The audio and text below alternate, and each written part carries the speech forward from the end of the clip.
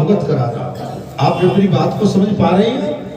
तो भगवान शंकर का अभिषेक होगा 1 मार्च मंगलवार का दिन है और भगवान शंकर का अभिषेक है और उस अभिषेक को हम चाहते हैं कि धूमधाम से मनाया जाए। बड़ा मौका मिला है हमको, ठीक है? मंगलवार का है, इसको अपना सुंदरकांड तो अपना होना ही होना, आरती भी होना है और कुछ समय भगवान ने चाहे तो थोड़ी सी कथा को भी आपको जो एक व्यवस्था होती है उसके पश्चात हम फिर जो टाइम बचता है फुल टाइम भगवान शंकर का अभिषेक में देंगे। पंडाल लग जाएगी, धूप रहेगी, ठीक है?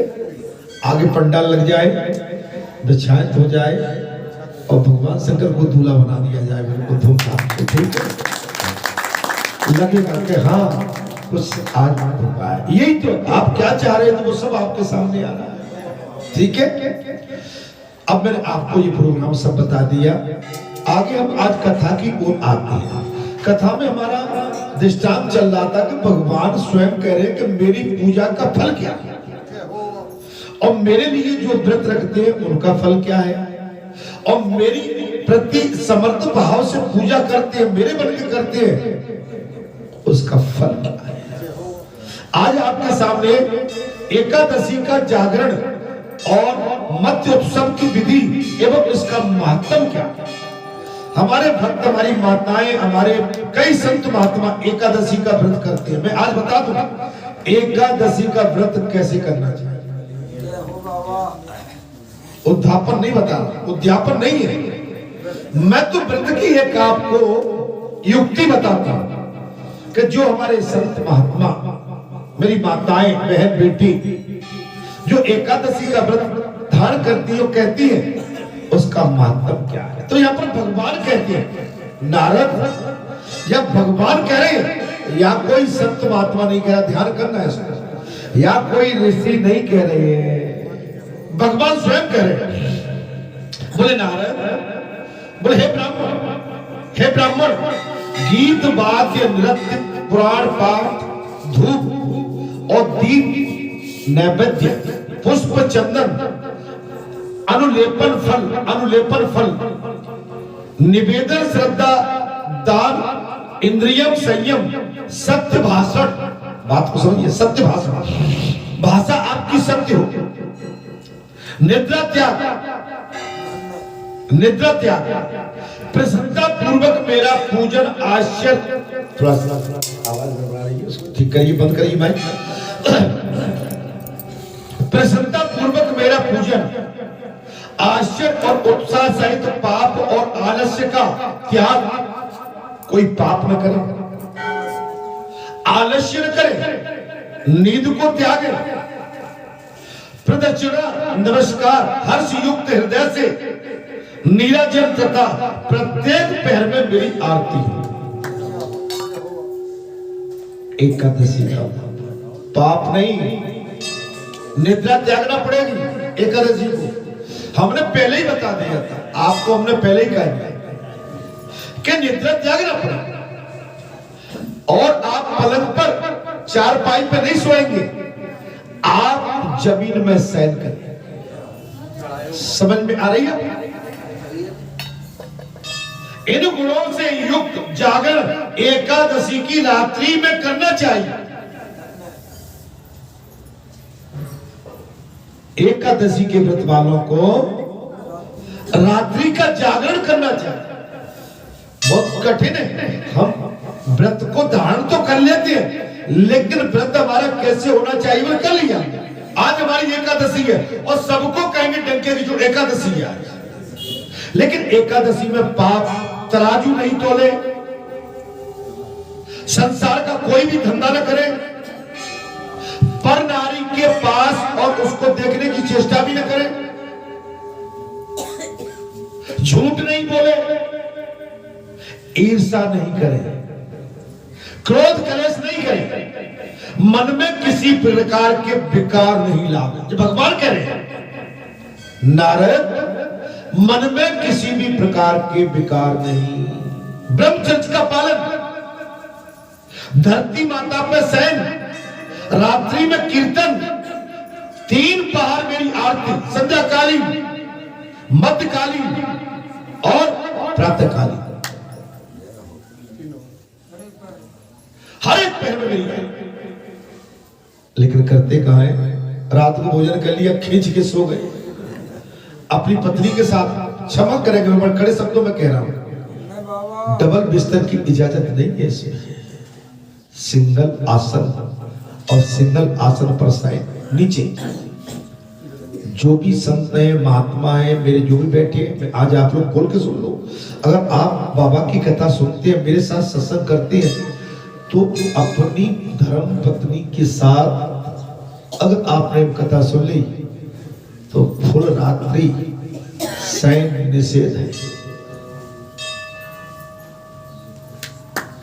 डबल नहीं, सिंगल। आप समझ में आ रही है? तो भाई कर पाओ तो ठीक है, और मैं संसार में इसके लिए आपसे ये नहीं कहूंगा भाई मैं किसी को रोक तो नहीं सकता हूं, लेकिन कथा जो कह रही है मैं आपको बता सकता हूं। बोल सच्चे दरबार की जय। और जब मैंने कई बार कहा है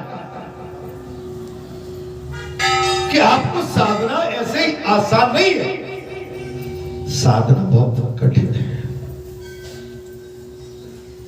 अग्नि के पास जल और जल के पास अग्नि, तो दोनों में बनेगी नहीं, पटेगी नहीं। ध्यान कर लें इस बात पर, दूरी डिस्टेंस बनाना पड़ेगा। भगवान ने साफ कह दिया कि रात्रि में जागरण करना चाहिए। जो इस प्रकार भक्ति पूर्वक जागरण करता है वो पुनः इस संसार में जन्म नहीं लेता।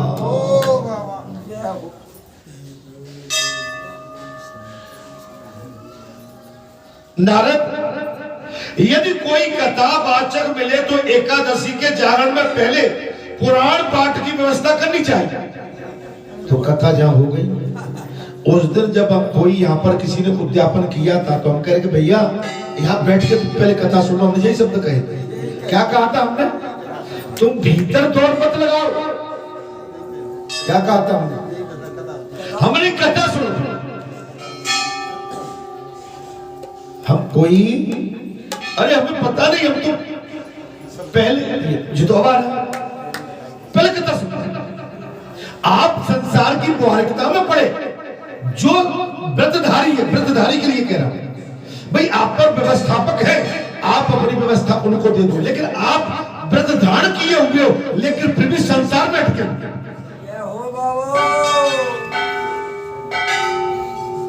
कुछ पल्ले पड़ना है कि नहीं पड़ना? ब्राह्मण देवता हमने क्या कहा था उस दिन?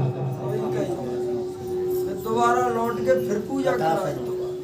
आप समझ सकते, हमारा पूजा बात अलग है, लेकिन इसमें क्या कहा है? भक्ति पूर्वक जागरण करता है वो पुनः इस संसार में जन्म लेता है। यदि कोई कथावाचक मिले तो एकादशी के जागरण में पहले कुरान पाठ की व्यवस्था करना चाहिए। जो अभी तो एकादशी के दिन रात में मेरे लिए जागरण करते हैं, उनके बीच में मैं प्रसन्न होकर नृत्य करता हूं।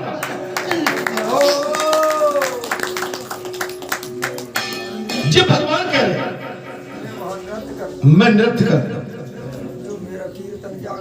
मेरा कीर्तन जागरण कर। अर्थात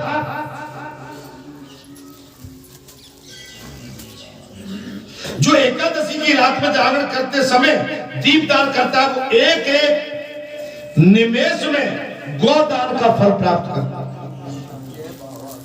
गौदान एक एक निमेष। आज के आपकी तरफ से कार्यक्रम है तो अपना उधर रखना, जब बताया था उनको स्थान बता देना, ठीक है। प्रसादी वितरण भैया बेटा गेट पे नहीं लगाना, आप इसे थोड़ा अंदर लगाना है ना, बता देंगे इस जगह बता देंगे, थोड़ा इनको बता देना आप, है ना। हाँ, जो जागरण में मेरे लिए कपूर और गुगल मिलाया हुआ धूप देता है वो अपने लाखों जन्मों की पाप राशि को भस्म कर डालता है। ये भगवान कह रहे, कोई दूसरा नहीं है। यहाँ पर मेरी कथा सुनिए, भगत जी नहीं कह रहे हैं जी, आपके महाराज जी नहीं कह रहे, ये कथावाचक नहीं कह रहा, ये भगवान स्वयं कह रहे हैं। बोले हे ब्राह्मण, मेरे लिए जागरण करते समय जो भक्ति पूर्वक पुराण की पुस्तक वाचता है वो मेरे समीप निवास करता है।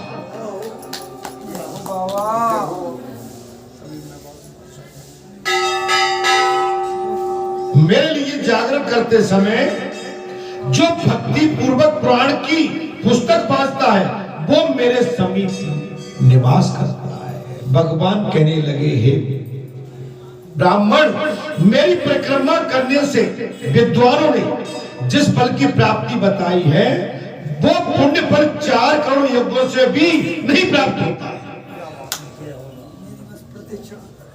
मेरी परिक्रमा, प्रदक्षिणा, परिक्रमा, वो जिस फल की प्राप्ति बताई पुण्य फल 4 करोड़ यज्ञों से भी नहीं प्राप्त कर सकता है। आप श्रद्धा आस्था, भक्ति है श्रद्धा आस्था। जैसे हम यहाँ आए, कोई लालच लेके नहीं आए। देखिए, लालच लेके बिल्कुल मत आओ कि भगत जी के पास जा रहे हैं, ये भी लालच है।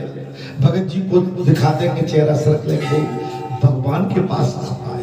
यहाँ केवल समर्पित भाव, शरणागत भाव, बस। यहाँ हमारा कोई लालच नहीं। मेरे घर में रुपया आ जाए, मोटर गाड़ी आ जाए, मकान दुकान लग जाए, मेरा पुत्र बड़े पद पर पहुंच जाए, वो सब समझती है, लेकिन लालच नहीं। लालच क्या है? अंतर्यामी। आप जो आस्था लेके मन में आए हैं, मन में आस्था है, वो आपकी पूर्ण होगी। कब? तब आप लोग लालच न करेंगे। ये पैसे वाला है, मेरी भी आज कार होती, मेरी भी कोठी होती, ये इतने बढ़िया वस्त्र पहनता है, आज मेरे पास। आप पे होंगे, कोठी भी आएगी, कार भी आएगी, लेकिन सेवा भाव रखिए, भगवान से प्रेम भक्ति करिए। अभी पिछली कथा में बताया था कि एक शूद्र था, शूद्र, उसका शूद्र धर्मपरायण, स्त्री धर्मपरायण, नीची जाति में, लेकिन अगले जन्म में राजा बना, वो चक्रवर्ती राजा। लालच नहीं, या जो काम मिले बाबा के दरबार में आस्था, उसमें तर्क नहीं। इस मजदूर को बुलाना है, नहीं इसको मत बुलाओ, जो बेकार है, ये ऐसा करता है, मैं तो और हल्के में और सस्ते में आपका काम बनवा दूंगा। इसमें तर्क को तर्क मत करिए। मेरी बात समझिए, हमेशा ये राम काम, हमारा व्यक्तिगत काम नहीं है। और यह बाबा की लीला चल रही है। अब बाबा की इतनी बड़ी लीला में हम अपनी लेख में मेघ ठोके तो तुम्हारी मेघ नहीं चलेगी। बालाजी सरकार की। मैं गलत कह रहा हूं तो मेरी बात को लौटा सकते हैं। वो ऐसा है कि नहीं भाई, फिर आप भक्त हैं ही नहीं। आपके मन में, देखिए, मैंने पिछली कथा में कहा था महाराज, खट्टे मीठे बेरी के बेर और सबरी ने चकचक खाए, और उन बेरों को श्री राम ने बड़े प्रेम से खाया। अब बड़े प्रेम से खाए, लेकिन लक्ष्मण को सकुचाए। वही बेर लक्ष्मण के काम आए। आप खटास मत डाल। कुछ समझ में आ रही है? मैं तो बड़े बड़े भक्त बैठे उनको सचेत कर रहा हूँ कि अभी भी बात जाओ भाई, मेरी बात पकड़ी। आप सब कुछ मत करिए तो भाई अमुक जीव आ गया जी, मेरा थोड़ा सा पट्टी नहीं है, मैं इसको अलग कर देता हूँ। अच्छा, किसी को पैर में मोच आ जाए, किसी को चोट आ जाए, हाँ आज तो फंस गए। हंसिए मत, किसी को देख के हंसिए मत, किसी के रूप पर आप प्रहार मत करिए। किसी को चोट लगे, भले ही हमारा विरोधी है, घोर विरोधी है, हमारा दिन रात अपमान करता है, लेकिन उसको चोट लगे तो हम अपने मुंह से कुछ भी न करें। ये हमारी भक्ति है। हमने कह दिया कि देखो ना, हमने ऐसा कहा तो ऐसा हो गया, ये तो आपने कह के पाप और कमा लिया। वही वही राम रचना। मैं कुछ गलत बोल रहा हूं ब्राह्मण देवता? भाई संसार भगवान का है। अगले इंसान को भगवान ने हम आपको जहां बिठा रखा है, और इसी संसार में कुछ भक्त ऐसे हैं कि वो इस समय कलारी और जुआ के अड्डे पर भी बैठे होंगे।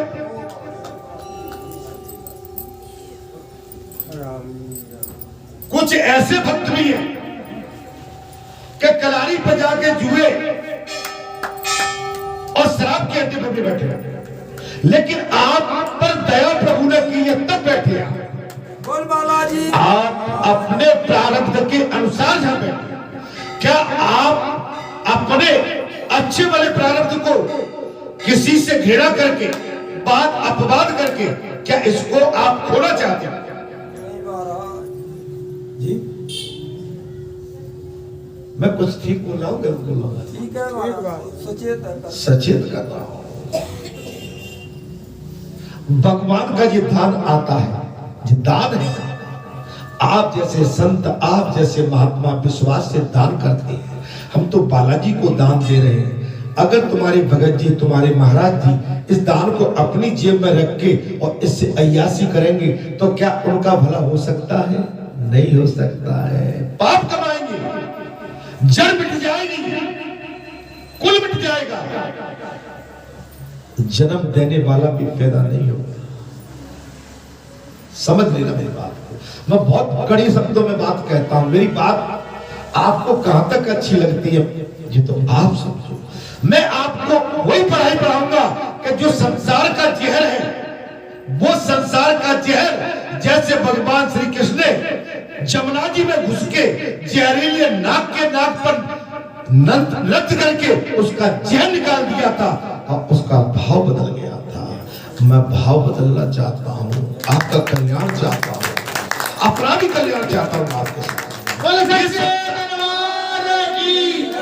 ये संसार के जहर को छोड़ो, इंसान बनो, इंसानियत बनो, इंसान बनो और इंसान बन के इंसान के कर्तव्य होते हैं उनका निर्वहन करना।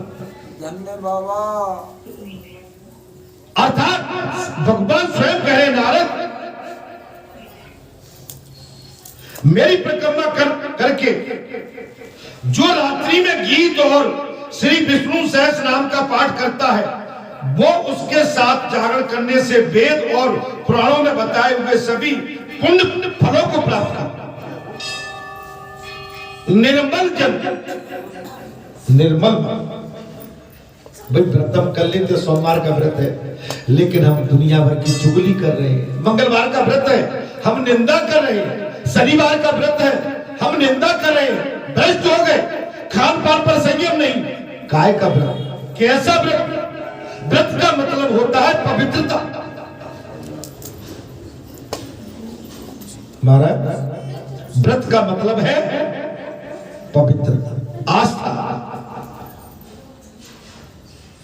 जो मन और वाणी क्रिया द्वारा जागरण करते, ये बात आ गई, मन और वाणी और क्रिया द्वारा जागरण करते हैं, उनकी मेरे लोक से किसी प्रकार की भी पुनरावृत्ति पुण्य नहीं होती।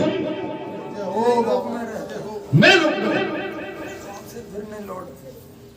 मैं आपसे भी तो अनुरोध कर, देखिए अभी कथा को तो मैं 1 मिनट के अंदर ये आपके शब्दों को हल पलट दूंगा, लेकिन मेरा तात्पर्य ये कि कथा का महत्तम और व्रत का महत्तम, हमारे आचरणों का महत्तम, हमारा वाणी संयम, हमारा खान पीन और इस संसार में रहने का महत्तम क्या, हम कल्याण कैसे चाहते हैं। आप धन्य हैं कि मंगलवार के दिन आप धर्म की नाव में विराजमान है। आपका तो कल्याण हो ही गया, लेकिन मैं चाहता हूं कि कल्याण के साथ आपका महाकल्याण हो, महाकल्याण।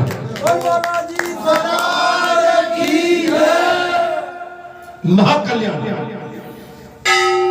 तो महाकल्याण बगैर त्याग के नहीं, बगैर पवित्रता के नहीं हो सकता। पवित्रता रखा, मन में पवित्रता, आत्मा पवित्र है। देखिए आत्मा हमेशा सोच रहा है, मन में पवित्रता होना चाहिए। मन मैला है, मन चंचल है, लालची है, क्रोधी है, कपटी है, मन बेईमान है, मन निंदक है, मन दुष्ट है। इस दुष्ट मन को समझा, उस पर अविनाश अविनाशी परमात्मा का चिंतन करके ही विजय प्राप्त कर सकते हैं। अविनाशी परमात्मा का चिंतन करके। राम काज कीने बिना सो मोहि कहा। राम काज कर फिर में आवो और सीता की सुधी प्रभु के सुना। हनुमान ने कभी नहीं कहा कि मैं अपना काम करने जा रहा हूं। हनुमान जी ने हमेशा कहा मैं राम काज करने जा रहा हूं। और संसारी जीव बस केवल इतनी कहता है कि जो मेरा काम है, खेत मेरा है, खलियान मेरा है, दुकान मेरी है, मकान मेरा है, सब संसार मेरा है, किला मेरा है। अरे तुम्हारा कुछ भी नहीं है। हम आपको इस संसार में केवल कुछ समय के लिए निवास करने आए, भ्रमण करने आए, संसार छोड़ के फिर जाना है। इसलिए मेरा आप सभी से अनुरोध है कि व्रत के समय हमेशा पवित्रता होना चाहिए। हम मंदिर में आए, पवित्रता होना चाहिए। आप अब ये कथा चल रही है, किसी भक्त को लगेगा कि भाई ये तो मुझ पर प्रहार कर दिया, मैं करूं क्या? भाई कथा बोलेगी वो मुझे शब्द कहना ही पड़ेगा। मैं कथा को छुपा लूं तो ये पाप मुझे लग जाएगा। जी महाराज, अर्थात भगवान कहने लगे हैं ब्राह्मण, बहुत पुत्रों के उत्पन्न होने से क्या लाभ है? भगवान ने कहा नारद, यदि बहुत पुत्र हो जाए, भगवान कह रहे हैं क्या उनके उत्पन्न होने से क्या लाभ? अरे एक ही गुणवान भक्त पुत्र हो तो एकादशी के जागरण से समस्त पूर्वजों को तार देगा। एक ही पुत्र सारे पुत्रों को तार देगा। भाई 100 कौरव हुए तो क्या कोई लाभ हो पाया? 5 पांडवों ने धर्म की ध्वजा फहरा दी। जी हम कहते हैं कि भाई 5 हो, 3 हो, 4 हो, अगर आपके 3-4 ही बेकार है फिर क्या करोगे? अरे एक हो, अच्छा सा हो, वो आपको भी तार दे, आपके कुल को भी तार दे और आपके राष्ट्र को भी तार दे।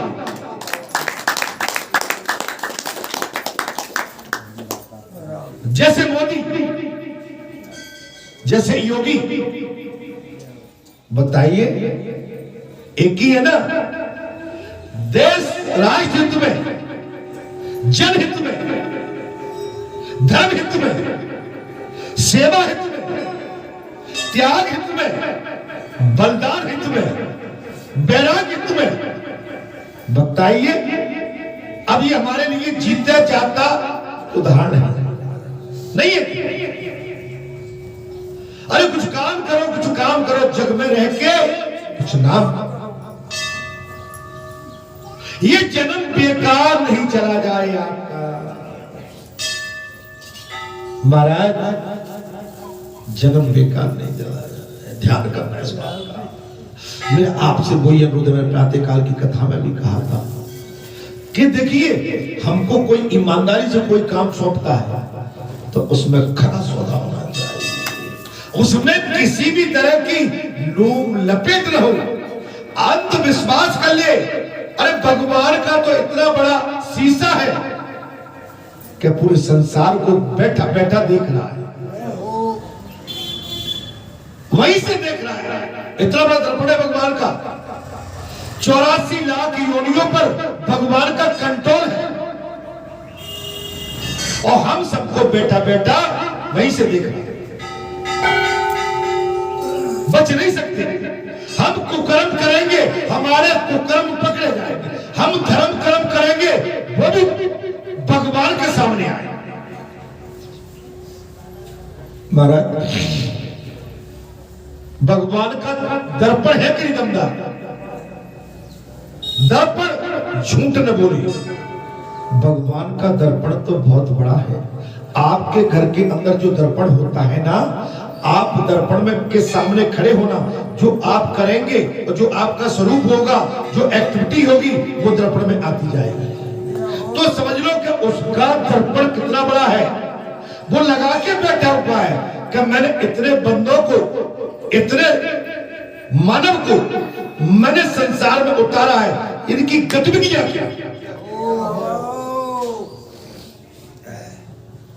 धर्म पर आए हैं या अधर्म पर, इनकी गतिविधियां क्या।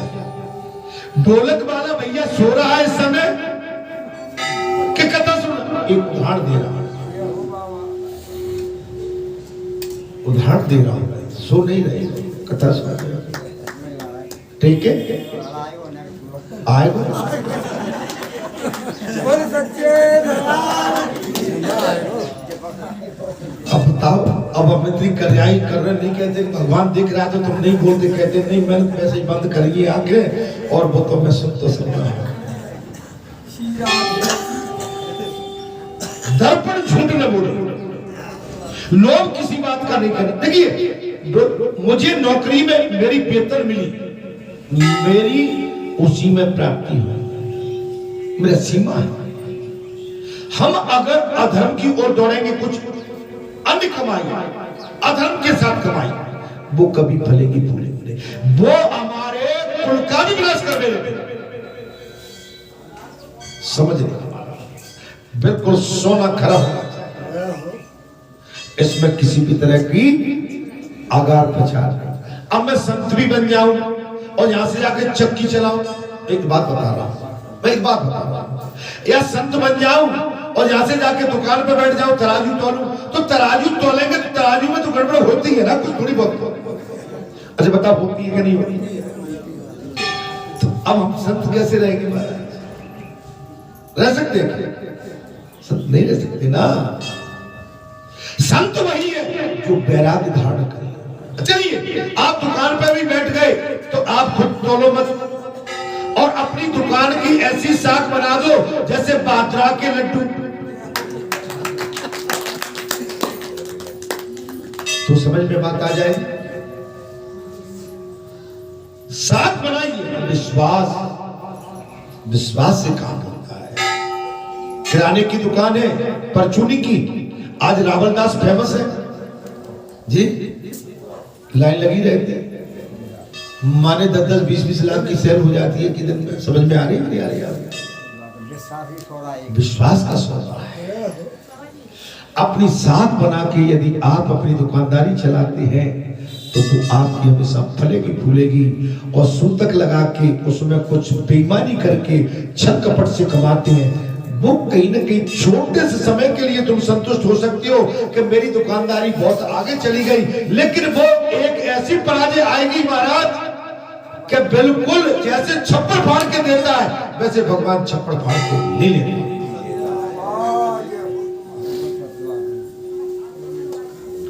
ऐसे ही धर्म है, ऐसे ही तप तपस्या है।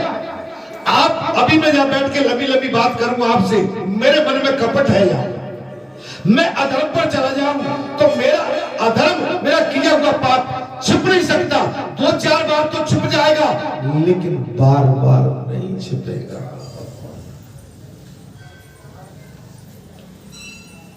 भगवान ने साफ कह दिया, बहुत पुत्रों के उत्पन्न होने से हे नारद क्या लाभ है? अरे पुत्र तो एक ही गुणवान हो, वो सारे कुल को तार देता।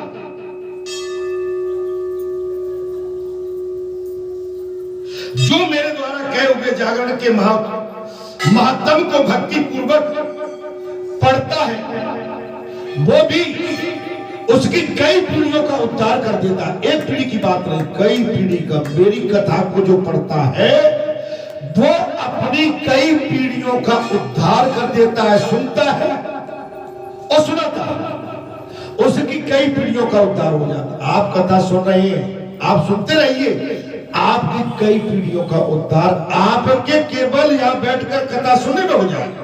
बोल सच्चे दरबार की जय। लेकिन कथा के लिए टाइम निकालना पड़ेगा।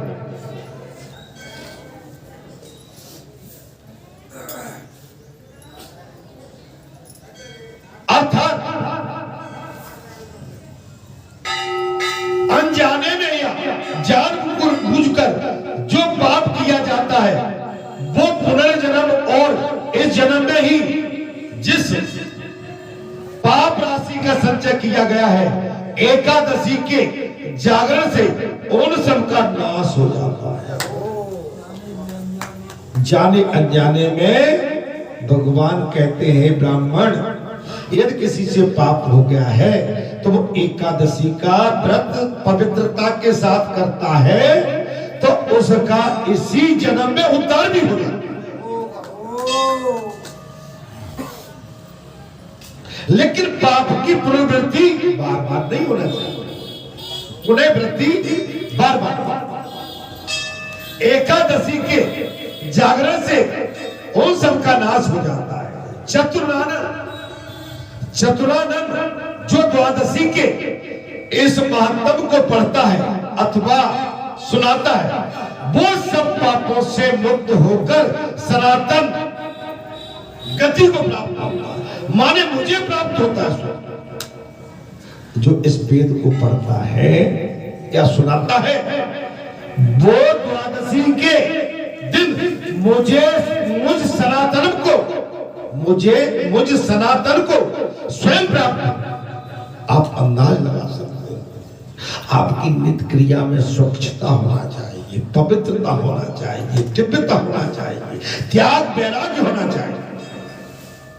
आप देखिए कि आपका मन शुद्ध बना रहेगा। आप कभी किसी गलत बात को स्वीकार नहीं कर सकते, आप बैठ नहीं सकते, आप फिसल नहीं सकते, आप मचल नहीं सकते, आप कभी गलत मार्ग पर नहीं जा सकते। कब? तब भगवान का सहारा लेकर चलते रहेंगे, तब भक्ति के मार्ग पर बने रहेंगे, तब भक्ति पर अटूट विश्वास करेंगे, मुझ सनातन को स्वयं प्राप्त होगा। भगवान कहते हैं नारद, वो मुझे ही प्राप्त करेगा। अर्थात द्वादशी व्रत के प्रभाव से सदा धर्म पर बुद्धि स्थिर रहती है। द्वादशी के व्रत पर सदा धर्म पर बुद्धि स्थिर, भटकोगी नहीं। आप नित्य आप सत्संग नहीं करेंगे, बालाजी धाम में नित्य नहीं आएंगे, आपने 2-4 दिन का गैप दे दिया, किसी और संग में पड़ गए, किसी कुसंग में पड़ गए, तो आप फिर कहीं न कहीं भटक जाएंगे।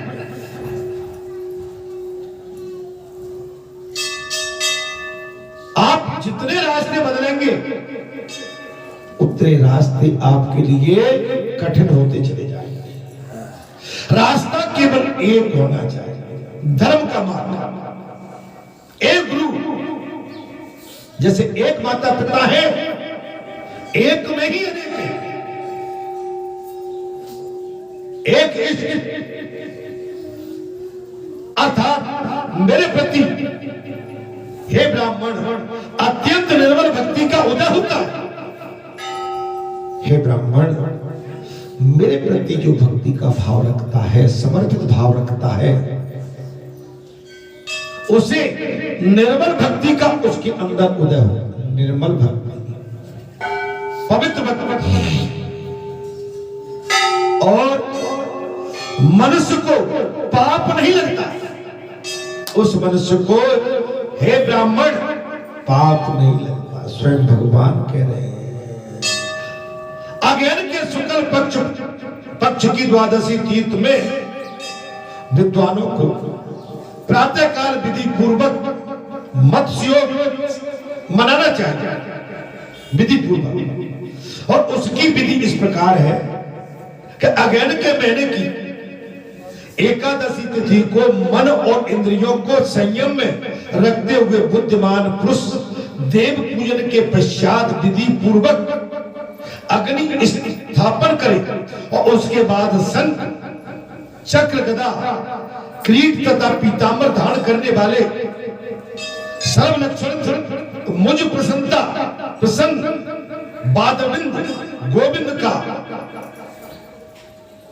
ध्यान करके हाथ में अर्घ के लिए जल और मुझे सूर्य मंडल में स्थित जानकर उस हाथ के जल से अर्घ दे दे। इस समय इस प्रकार प्रार्थना करनी चाहिए, माने मैं परमात्मा हूं, मैं सूर्य मंडल में विराजमान हूं। जैसे आपके बालाजी की जो परिक्रमा लगती है, जैसे बाबा का स्वरूप लेके जहां आप आते हैं तो आपने देखे होंगे, आप करते ना ऐसे करके जल देते हैं, मालूम है सूर्य पूजा है। भगवान कहाँ है? और सूर्य मंडल में। प्रभु हम आपको नमन करते हैं, आपकी जब वंदना करते हैं। और आपने एक चीज और देखी होगी, मुझे नहीं बोलना चाहिए, जब सूर्य चढ़ वंदना करके जब बालाजी भगवान अपनी गद्दी पर आते होंगे तब घुटने के बल चल के आते, पैरों के बल चल के नहीं आए। आज तक ये आप उठा के इतिहास उठा दिया। माने सबसे बड़ी पूजा ऐसा नहीं है कि वो आडंबर है, आडंबर कहलाएगा। अगर छल से आए तो आडंबर है। आप भक्ति से आए भगवान के पास, घुटनों के भर हो जाओ। संतों के पास जाकर घुटनों के भर शरणागत हो जाओ। माता पिता के पास उनके चरणों में घुटनों के भर खड़े हो जाओ, आशीर्वाद दे देंगे दोनों हाथ से। ऐसे नहीं